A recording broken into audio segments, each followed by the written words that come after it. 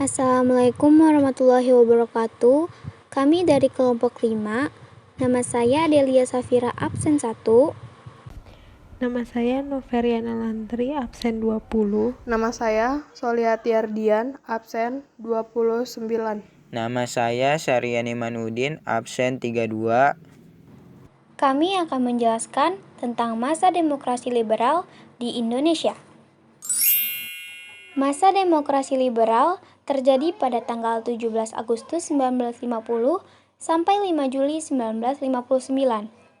Ciri-ciri masa demokrasi liberal yaitu yang pertama, konstitusi berupa UUD 1950, sistem pemerintahan berupa parlementer, kepala pemerintahan berupa Perdana Menteri, dan sistem kepartaian berupa multipartai.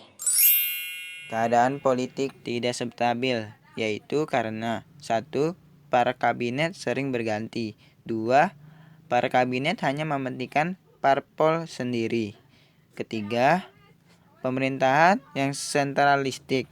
Keempat, munculnya kelompok separatisme.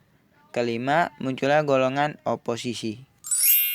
Kabinet pada masa demokrasi liberal. 1. Kabinet Natsir. Masanya 7 September 1950 sampai 21 Maret 1951. Prestasinya 1. Membentuk DPRD. 2. Memasukkan Indonesia menjadi anggota PBB. 3. Merebut Irian Barat. Penyebab jatuhnya 1. Mosi tidak percaya dari partai oposisi karena pembentukan DPRD dianggap hanya mengutuhkan Masyumi. 2. Terjadinya pemberontakan DITII. 2. Kabinet Sukiman. Kabinet yang bermasa 1 tahun ini, prestasinya atau programnya adalah Mutual Security Action atau kerjasama militer Republik Indonesia dengan Amerika Serikat dan pembebasan Irian Barat. Penyebab jatuhnya kabinet ini adalah gagalnya bebaskan Irian Barat dan dianggap melanggar politik luar negeri bebas aktif karena condong ke blok. Yang ketiga yaitu Kabinet Wilopo. Masanya dari tanggal 3 April 1952 sampai 2 Juni 1953. Prestasi atau program Kabinet Wilopo ini yaitu yang pertama, merencanakan pemilu pertama di Indonesia. 2. Menjalankan politik luar negeri bebas aktif. 3. Pembebasan Irian Barat. Penyebab jatuhnya Kabinet Wilopo ini 1. Peristiwa 17 Oktober 1952, DPR campur tangan urusan Angkatan Darat. Yang kedua, peristiwa Tanjung Morawa, masalah tanah perkebunan di Sumatera Utara. 4. Kabinet Ali Sastro Ami Joyo. Masanya yaitu 31 Juli 1953 sampai 22 Agustus 1955. Prestasi atau programnya 1. KAA, Konferensi Asia Afrika, 12 sampai 24 April 1955. 2. Membentuk panitia pemilu. 3. Peninjauan kembali hasil KMB. Penyebab jatuhnya yaitu 1. Kemelut di tubuh AD. 2. Banyak parpol menarik menterinya dari kabinet. 5. Kabinet Burhanuddin Harahap.